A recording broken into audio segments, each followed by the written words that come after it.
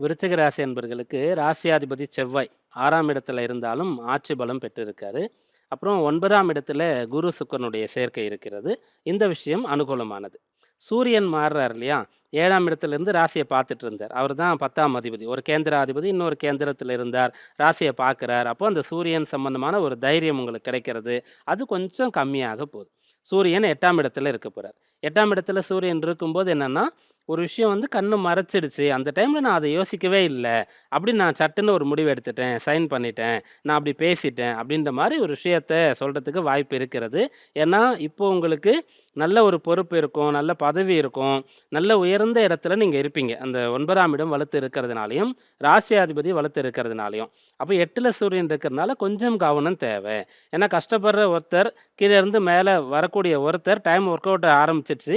நான் நல்லா வரப்போறேன்னும்போது ஒரு வேகம் வந்துரும். அப்போ எல்லாமே சரியா தான் இருக்கு அப்படின்ற மாதிரி எண்ணம் வந்துரும். அந்த ஒரு வேகம், அந்த ஒரு கவனக்குறைவுன்னு சொல்லக்கூடிய ஒரு விஷயத்த மட்டும் நீங்க கம்மி பண்ணணும். அஷ்டமத்தில சூரியன் இருக்காரு. அப்போ எந்த ஒன்றையும் பார்த்து, பார்த்து, பார்த்து கவனமா தான் நம்ம செய்யணும். அப்படின்றத மனசுல வச்சுக்கிட்டீங்க. சூரியன்னு சொன்னா அப்பா, பெரியவங்கள குறிக்கும்.